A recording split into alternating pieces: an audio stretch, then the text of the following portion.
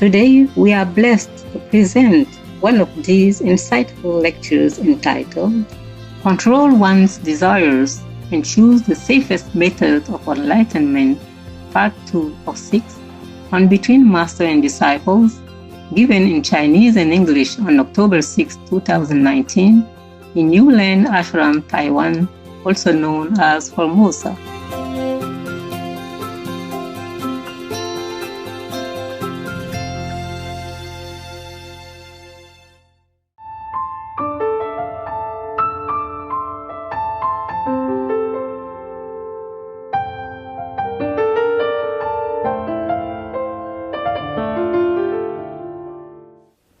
You remember the story I told you about Kabir?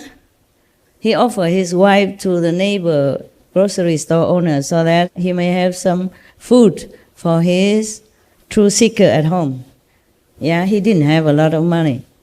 He worked for his upkeep by laboring. He doesn't earn a lot of money. So then he didn't even have money to buy enough food for the influx at that time of the true seeker who flocked to him for wisdom and maybe initiation. So his wife went neighboring to borrow some flour until they have enough money to repay, but the owner wanted something else. If she stay with him for a night, then she can have anything she wants for that day. But she doesn't stay, of course. She went home and told her husband. So her husband, Kabir, Saint Kabir, who has been chaste, abstinent from physical intercourse with his wife all this time, and who advocates abstinence, brought his wife, carry her by himself to the grocery store owner and said, "Here she is.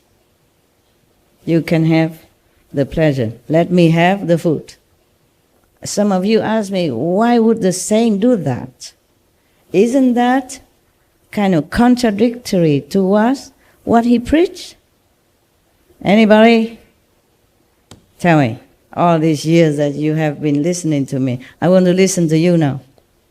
Who can tell me? Well, I have that fancy glass for you. Look good? No, the fan? Anyone? Why did Kabir do that? 因为他为了要利益众生，所以什么都可以牺牲，包括他自己。OK。下一个，另外一个呢？无条件的爱，无私的心，无我的奉献。Good, very good. What do? I have only this fan. Look good or not? Which one? Okay, never mind. I give it to you both, and I can have other one next time. There, 2. 那么2个。Very good. Very good.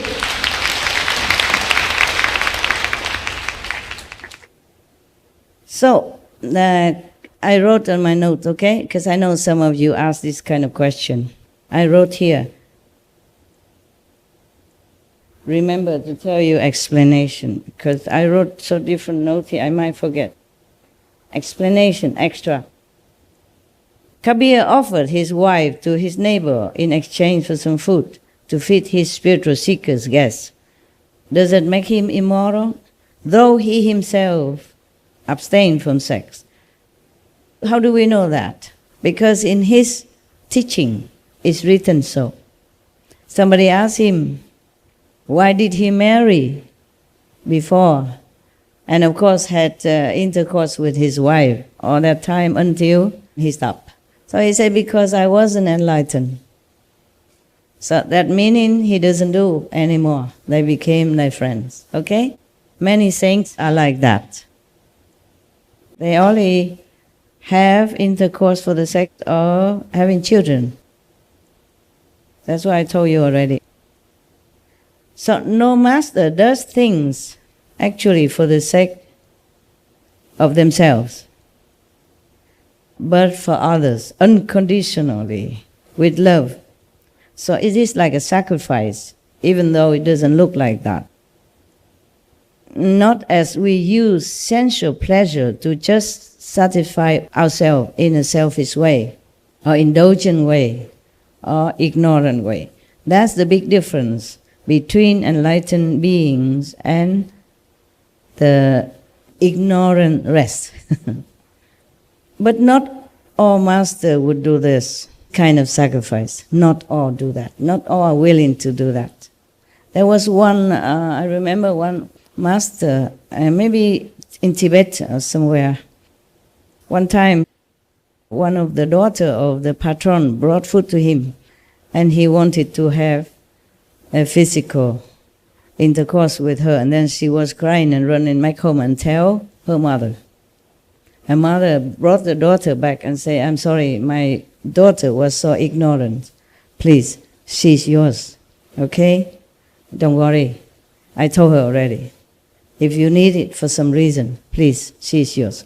And the master refused, said, no, it's too late now.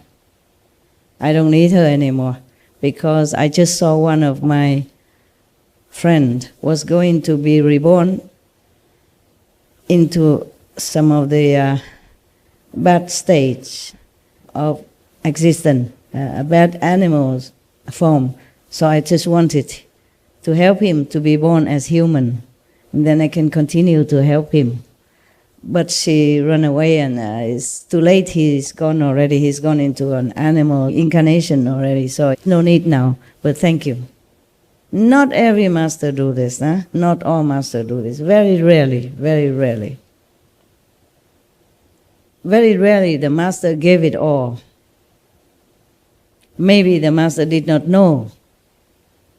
Also, maybe the master know but did not want.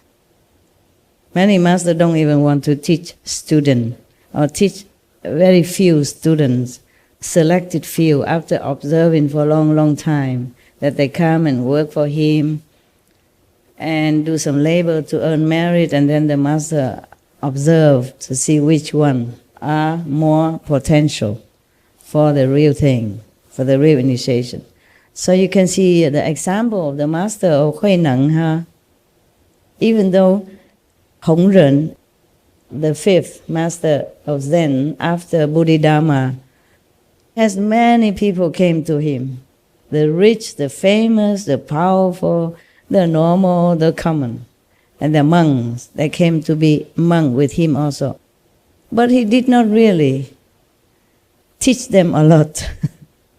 Maybe just to recite Buddha's name, bow to the statues, recite in morning and evening liturgy, the service, morning, evening service, for the ghosts and for all beings, to pray for all people.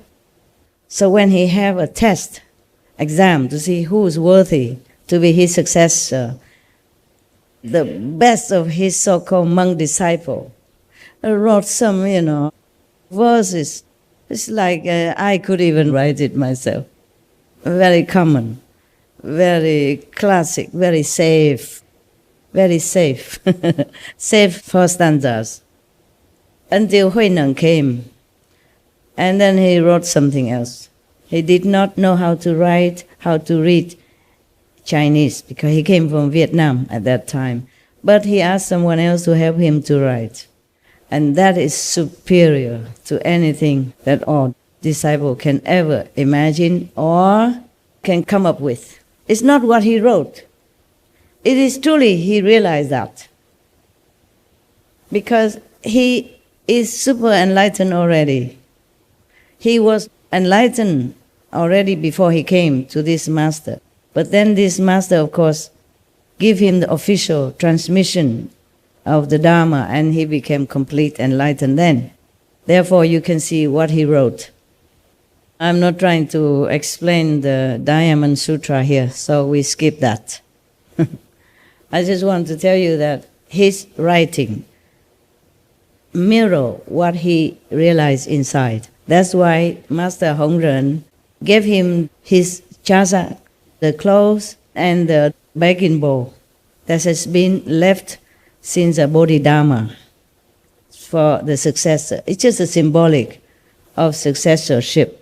It don't cost anything much. It's just a normal monk's robe, okay? And a normal monk begging bowl is not made of gold or diamond or anything that is so precious that somebody even chased Hui Neng afterward trying to kill him to get these things. Many people want to kill him or to harm him for these monk's robe and for the begging bowl. Not because they are valuable. It's just they are a symbol of mastership, of the succeeded mastership. And they hated it when a Vietnamese just came not long ago and then left with the most treasure of China at that time. Even not many masters want to give disciple initiation.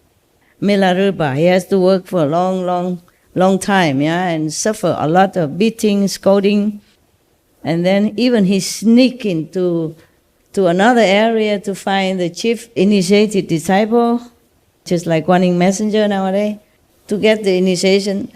It doesn't work. He has no experience, nothing, no light, no sound, because the original master Mahaba did not allow it. It's not the chief disciple that gave initiation, it is the master who gave. Even the master is not there. Just like sometimes you get initiation here, I'm not there, but you still have experience. Meaning, in the old time, not many masters willing to take in a lot of disciples. Maybe followers, okay, you can come and go, clean the temple, to earn merit, repair the Buddha's altar, cooking for the assembly, all that kind of thing. But not the disciple. Because to give initiation means you have to shoulder that person's karma for life after lives after lives after lives, aeon after aeons, kalpas after kalpas. One person karma alone can cover up the whole sky. Buddha said that. Not to talk about his families, his friends, his loved ones, wives, and 5, 6, 7, 8, 9 generation, backward, forward. So not every master willing to suffer, or not many masters having enough power to cover all that. Therefore, not to talk about any other thing that is extraordinary, like offering his physical body or his spiritual energy through physical contact.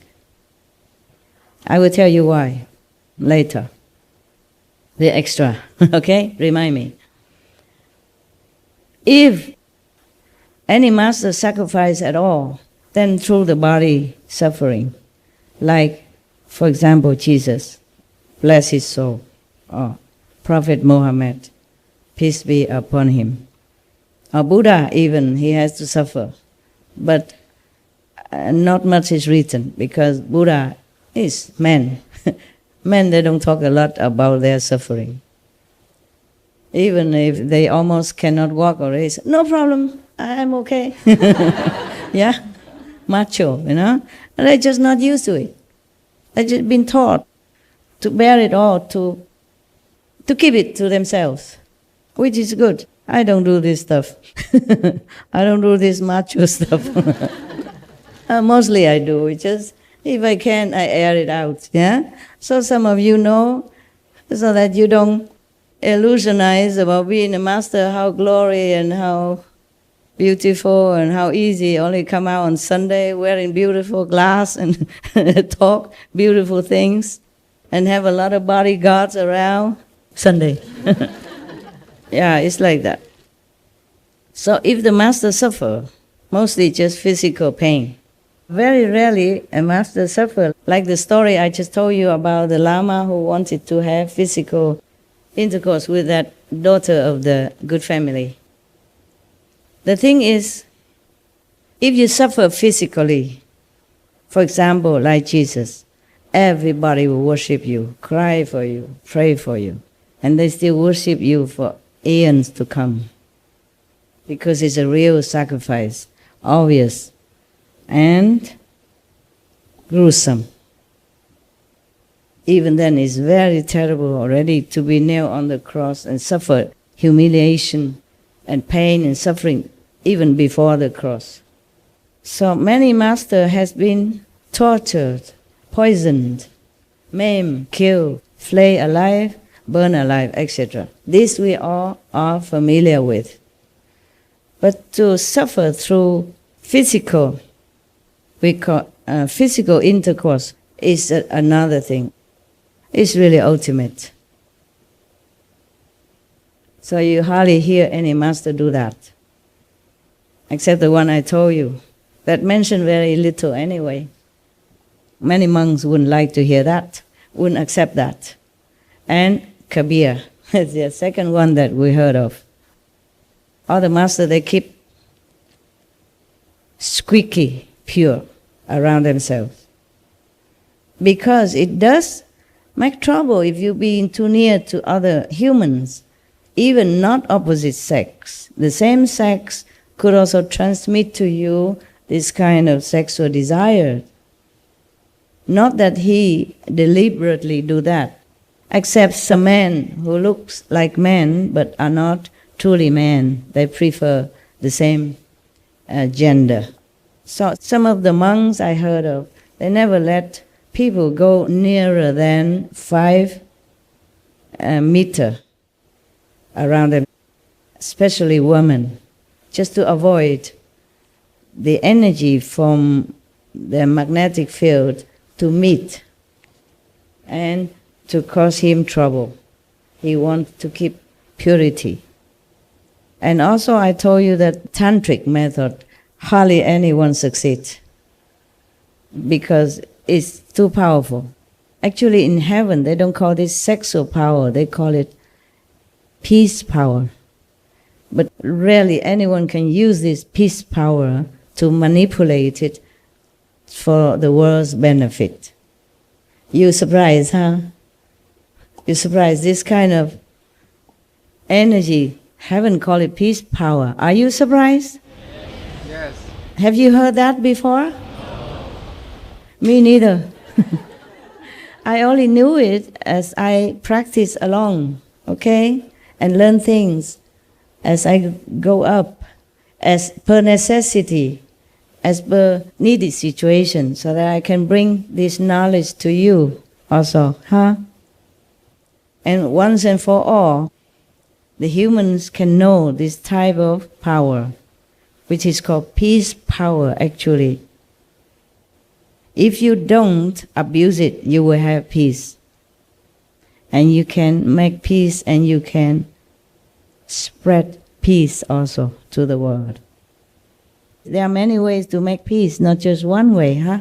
But a master can only give so much spiritual power to bring more peace on earth, more, not all yet. Because you see, life after life, they have enmity with each other, the human race and the animals race, through killing, through abusive action, etc. So it's not like in one lifetime a master can use just spiritual power to give, to erase all that. The master is always willing to give. It's just not always allowed to give as much as he or she wants. Otherwise, peace would have been done quicker, easier. They call it peace power, but very difficult to explain to you this, okay? Very difficult. Because you have to practice in order to know. If a master wants to use that, he or she can use in appropriate manner. Just know how, but it's very difficult. Don't use that. Anyway, if you have to, I told you how already, yeah? If you try, okay? Only you can know it, that you can or not. That's the ultimate, because this is the ultimate more than sacrifice of the body. Why? Because if you die as martyr, all will praise and worship you, or believe in you. But if you have this physical, sensual act with the opposite sex, no one would ever understand it as a sacrifice. So your reputation will be ruined, 1. Your disciples will run away, 2, etc., etc.